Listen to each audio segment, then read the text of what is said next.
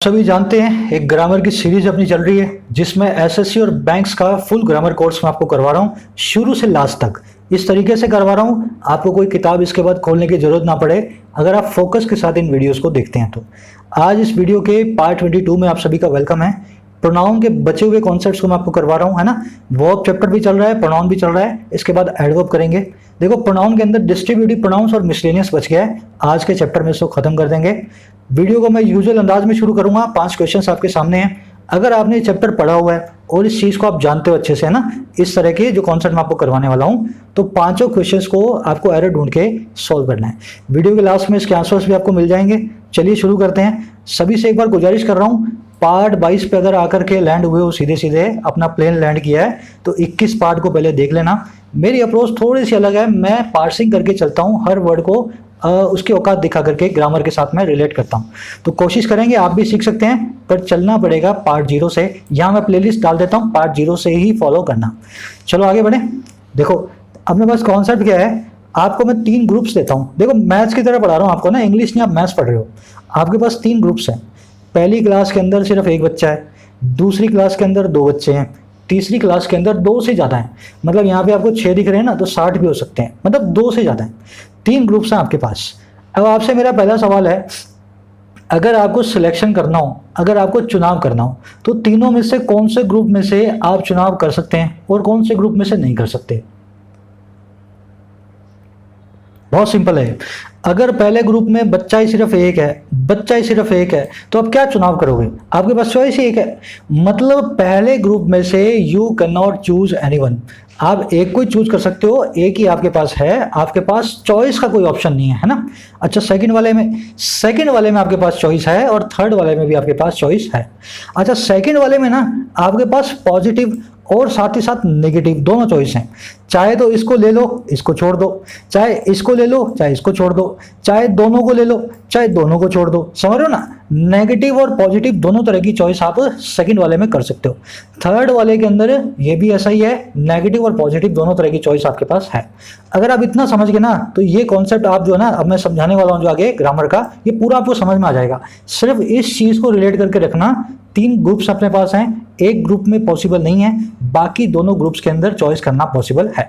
अब देखो ये कॉन्सेप्ट क्या है, डिस्ट्रीब्यूटिव प्रोनाउंस का। 6-7 हैं वैसे, तो उनमें से 5 ही डिस्ट्रीब्यूटिव हैं। चलो अपने सबको एक साथ ले रहे हैं। ये 5 6 7 जो आप देख रहे हो ना, ये सब के सब क्या कहलाते हैं? सिलेक्शन वाले प्रोनाउंस। ठीक है ना। कौन से प्रोनाउंस है ये? सिलेक्शन वाले प्रोनाउंस।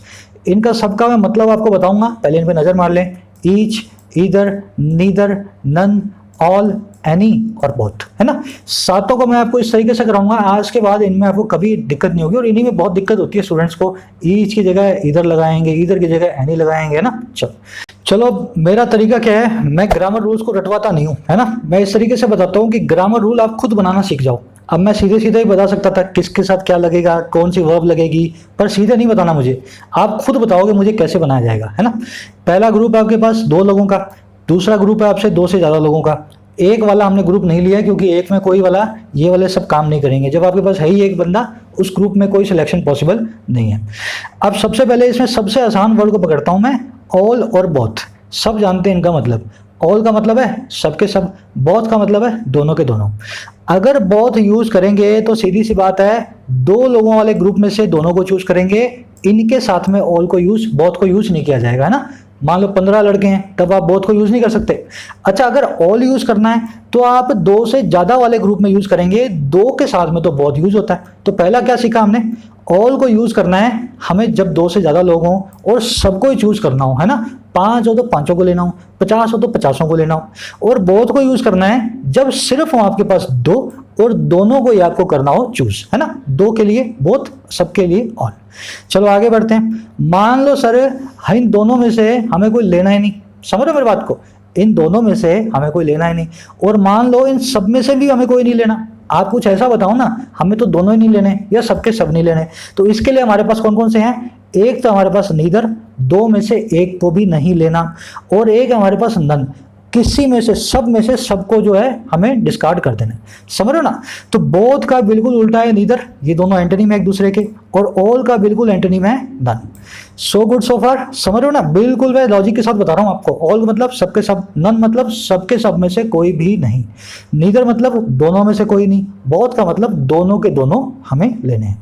अच्छा, अब किसी का सवाल हो सर, मान लो हमें दो लेने ही नहीं, हमें तो सर एक ही लेना है, दो में से एक ही लेना है, और यहाँ पे जो आपने 6 रखे हैं, 4 रखे हैं, 50 रखे हैं, इनमें से भी एक लेना है, तो इनके लिए अपने पास दो अलग प्रोनाउन है। अगर दो में से एक लेना है तो आपको लगाना पड़ेगा ईदर को, और अगर दो से ज्यादा में से एक को लेना है तब आपको लगाना पड़ेगा एनी को।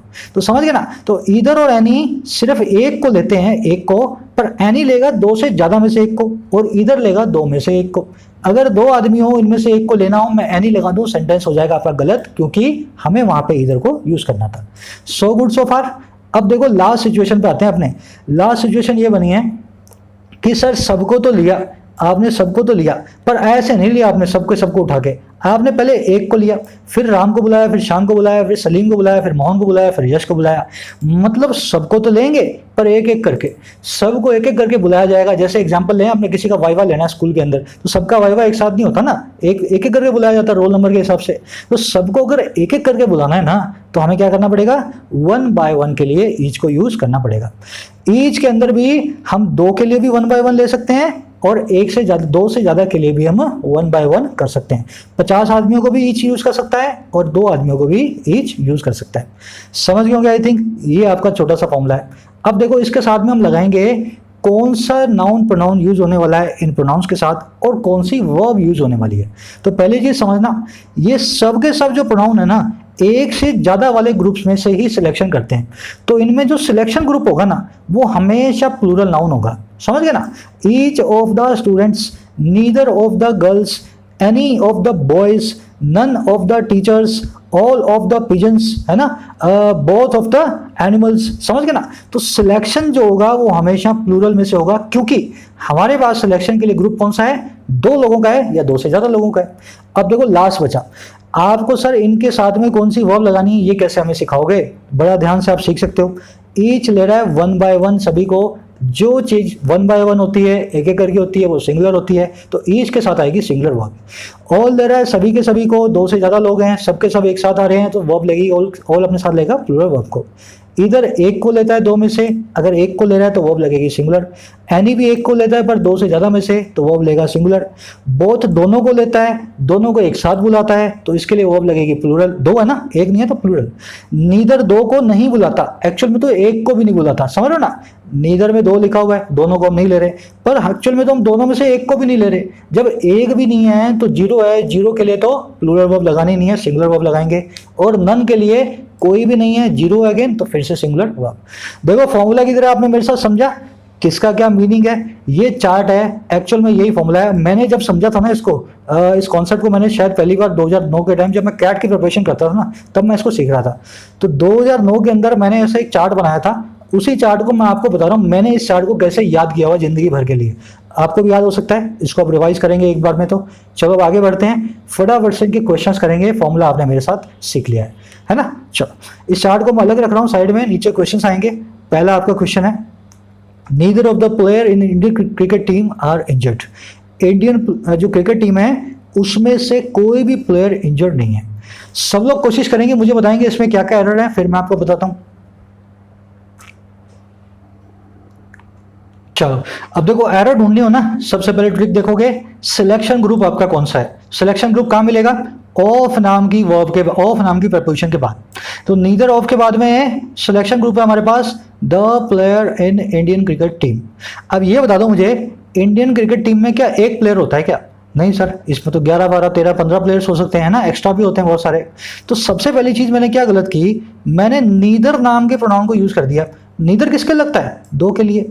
अगर मेरे को 2 से ज्यादा में से किसी को नहीं लेना, एक को भी इंजर नहीं करना 15 20 लोगों में से, तो मुझे नीदर की जगह नन को यूज करना चाहिए। पहला मेरा हो गया जो है ना, जो क्वेश्चन हो गया मेरा गलत है, पहली वाली एरर है नीदर। अच्छा दूसरी चीज, सर ये बताओ सिलेक्शन जब करते हैं तो सिलेक्शन तो प्लूरल होती है, इंडियन क्रिकेट टीम में एक प्लेयर तो है नहीं। अगर प्लेयर एक से ज्यादा है तो ये प्लेयर भी गलत है, इसकी जगह प्लेयर्स आना चाहिए, है ना। तीसरा, नीदर अपने साथ सर सिंगुलर वर्ब लेता है, तो आपने यहाँ पे आर कैसे लगा दिया, इस आर की जगह भी इज आना चाहिए। समझ गए ना कैसे बता रहा हूं मैं आपको, नीदर भी गलत है, प्लेयर भी गलत है और आर भी गलत है। क्या बनाऊंगा मैं, none of the players in Indian cricket team is injured. Indian cricket team का कोई भी प्लेयर इंजर्ड नहीं है। समझ गए ना? देखो फॉर्मूला अगर समझोगे तो बहुत ईजी है, नहीं समझोगे तो फिर नहीं समझोगे उसका क्या इलाज है ना। सबसे मैं सिंपल तरीके से आपको बताने की कोशिश कर रहा हूँ, इससे अगर आप थोड़ा सा दिमाग लगाओ ना, हमेशा के लिए एरर्स आपके लिए सॉल्व हो जाएंगे। अब इसमें एक छोटी सी चीज़ मैं ऐड कर देता हूँ। आप कभी कभी किसी किताब में पढ़ोगे नीदर के साथ में आर लगा होगा, है ना, नन के साथ में भी आर लगा होगा। नन और नीदर के साथ में आर भी आता है। इसको कहने का भी मतलब क्या होता है कि यार सबके सब इंजर नहीं है, दोनों के दोनों इंजर नहीं है, पांचों के पांचों इंजर नहीं है, तो हम आर भी तो लगा सकते हैं ना 2 से 5 लोगों के लिए। तो ग्रामेटिकली तो सिंगुलर आना चाहिए, पर बोलने के हिसाब से आर भी आता है, वो गलत नहीं है। पर जिस एग्जाम की आप प्रिपरेशन करते हैं उसके अंदर बोली जाने वाली इंग्लिश को प्रेफर नहीं किया जाता है। तो आप क्या कोशिश करेंगे, लिखने में नीदर और नन के साथ हमेशा सिंगुलर नाम वाली जो है ना वर्ब को यूज करें। नन ऑफ द प्लस में सिंगुलर प्लूरल वर्ब गलत नहीं है, फिर बोल रहा हूँ सही है, बहुत डिक्शनरीज भी बोलती हैं, पर एग्जाम के अंदर आपको प्रेफर सिंगुलर वर्ब करनी है। चलो अगले सेंटेंस की तरफ बढ़ते हैं। She will Mary any of the 2 brothers. बहुत सिंपल है, फटाफट सब कोशिश करें, फिर मैं बताता हूं इसमें क्या एरर है। चलो सबसे पहले क्या करेंगे, ऑफ के बाद में आप सिलेक्शन ग्रुप को देखेंगे। सिलेक्शन ग्रुप है 2 ब्रदर्स, 2 भाई। अच्छा 2 भाइयों में से एक से शादी करेगी, वो दोनों से तो करेगी नहीं, है ना। अपना लॉ तो इजाजत नहीं देता ना, एक इंसान से आप शादी नहीं कर सकते हो एक साथ। अगर वो मैरी करेगी 2 में से एक को, तो हमने यूज कर दिया एनी को। एनी कहाँ लगता है सर, जब 2 से ज्यादा हो, मोर देन 2। जब 2 से ज्यादा हो ना तब तो आप एनी लगा दो। अगर 2 की जगह 2000 भाई होते तब तो एनी लग जाता, पर आपके पास भाई तो 2 ही हैं। अब 2 में से एक को करनी है, तो आप 2 में से एक को चूज करते हो ईदर के साथ। तो she will marry either of the 2 brothers. Simple है ना। चलो एक और सेंटेंस बनाते हैं। None of Jai and Veeru were sons of Thakur. Jai और वीरू में से कोई भी ठाकुर का बेटा नहीं था, दोनों के दोनों ठाकुर के सन्स नहीं थे। पहले आप कोशिश करें, फिर मैं बताता हूं।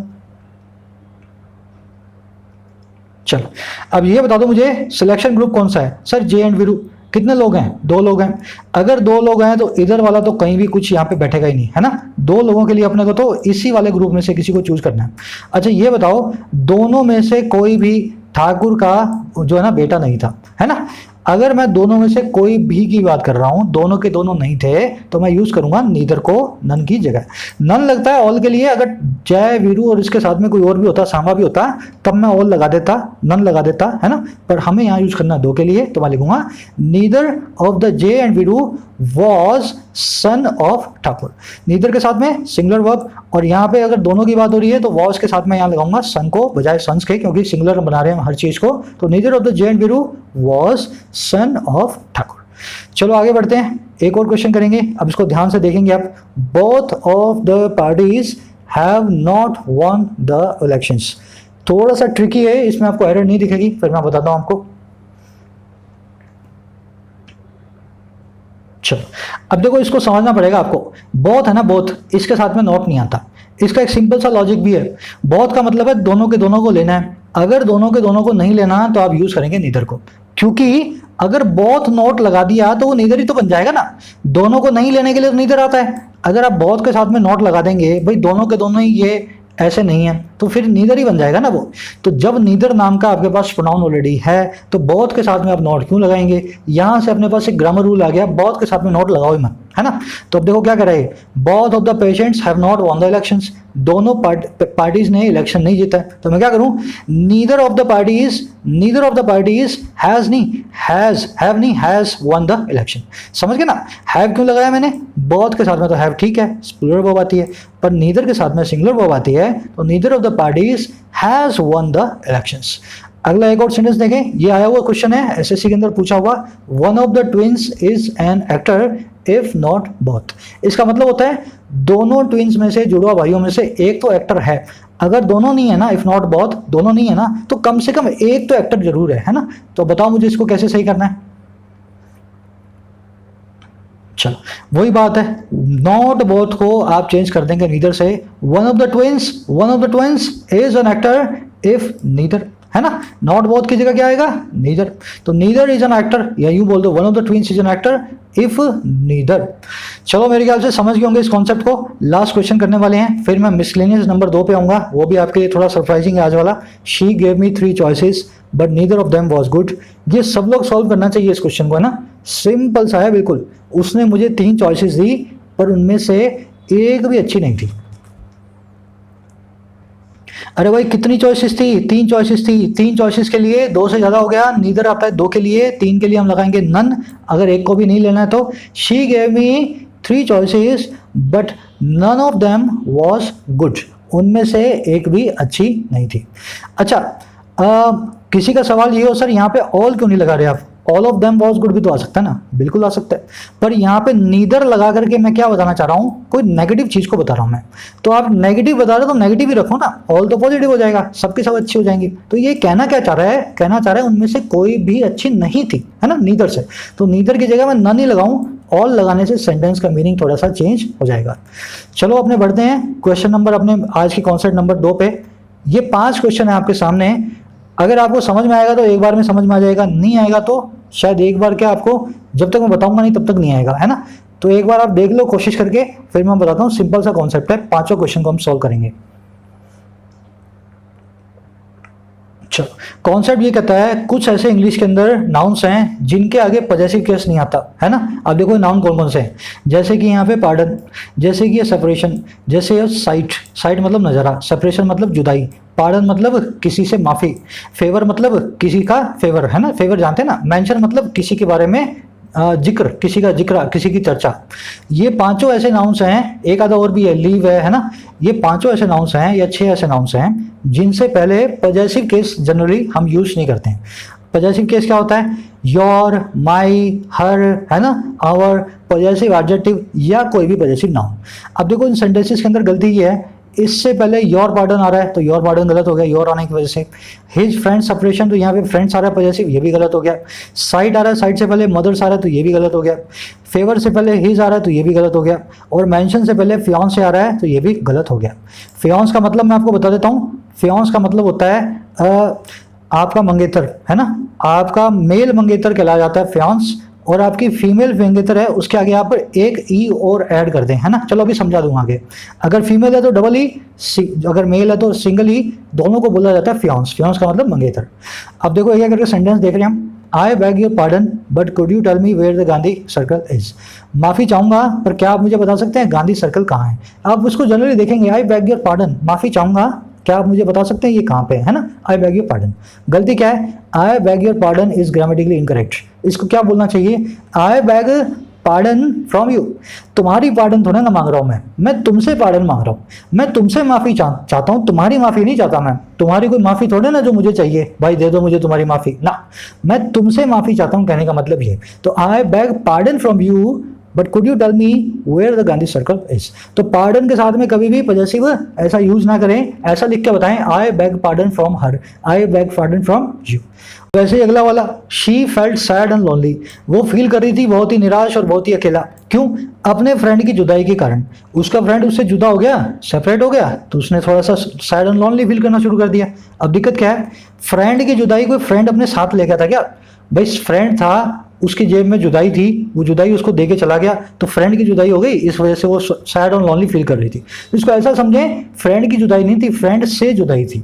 अगर फ्रेंड से जुदाई थी तो हिज फ्रेंड्स जुदाई नहीं, हिज फ्रेंड्स ऑफ सेपरेशन नहीं, सेपरेशन फ्रॉम हिज फ्रेंड। यहाँ पे शी लिखना चाहिए ना, हर फ्रेंड। तो she felt sad and lonely because of separation from her friend. समझ गए? सिंपल सेंटेंस है ना, फ्रेंड सेपरेशन की जगह सेपरेशन फ्रॉम हर फ्रेंड। वैसे तीसरा देखते हैं, the kid was filled with joy at her mother site. माँ की साइट को देख करके, माँ के नज़ारे को देख करके, मतलब माँ को दूर से देखते ही बच्चा जो है जॉय से फिल हो गया। अब माँ की साइट नहीं हो सकती, माँ की साइट नहीं हो सकती, ये होगी sight of her mother. The kid was filled with joy at the sight of her mother. वैसे अगला देखो, he was just buttering up to the director to try to get his favour. Director को मक्खन लगा रहा था, butter up करना, किसी को मक्खन लगाना, तो वो डायरेक्टर के मक्खन लगा रहा था ताकि वो उसका फेवर, उसकी तरफदारी ले सके। तो उसकी तरफदारी नहीं, उससे तरफदारी चाहिए, तो फेवर फ्रॉम हिम। तो हम क्या करेंगे, यहां से हिज फेवर को बना देंगे फेवर फ्रॉम हिम। लास्ट वाला देख लेना, the girl started blushing at her fiance's mention. Girl ने ब्लश करना शुरू कर दिया, शर्माना शुरू कर दिया जैसे ही जिक्र हुआ उसके मंगेतर का। अब फियांस का मेंशन हुआ है तो यहाँ पे फियांसेस मेंशन नहीं, मेंशन ऑफ हर फियांस, समझ गए ना, मेंशन ऑफ हर फियांस, अपने फियांस के जिक्र पे लड़की ने ब्लश करना शुरू कर दिया। अब देख लो ना, फियांस वर्ड क्या होता है, जब मेल हो मंगेतर तो फियांस ऐसे आता है, जब फीमेल हो तो इसके आगे एक ई और लगा दें, मतलब आप मेल हैं, आपकी फियांस जो है मंगेतर होगी ना आपकी, वो फियांस ही बोला जाएगा उसको, पर उसमें डबल ई आएगा, मेल के लिए सिंगुलर ही आता है। इसी के साथ पूरा करूंगा इस वीडियो को मैं। आज का आपका क्विज है, 5 सेंटेंसेस आपके सामने, इनको आपको सही करना है। सही वाले सेंटेंस पहले आप खुद करें कोशिश, फिर आपको थोड़ी देर में कमेंट सेक्शन के अंदर लिंक डाल दूंगा, वहां से आप इनके सही आंसर्स को देख सकते हैं, या मैं सही आंसर्स ही कमेंट सेक्शन में डाल दूंगा, है ना। फटाफट से सही करके कमेंट सेक्शन में डालना, थोड़ी देर बाद आपसे फिर मुलाकात लूंगा, तब तक के लिए साइनिंग आउट। ग्रामर सीरीज को शुरू से करना फॉलो, अभी मैंने 80% कोर्स कर दिया है, एडवर्ब्स रह गई हैं, कंडीशनल्स रह गए हैं, थोड़ा बहुत टेंसेस से रिलेटेड थोड़ी बहुत एडवांस एरर्स है ना, उसके बाद आपकी ग्रामर मोटी मोटी पूरी हो जाएगी। तो कोशिश करें शुरू से फॉलो करते जाएं। It is free for all, इसके लिए मेंबरशिप की जरूरत नहीं है आपको, है ना, ग्रामर के लिए तो फ्री फॉर ऑल है, आराम से इसको बैठ करके देखें और सीखें। चलिए साइनिंग आउट।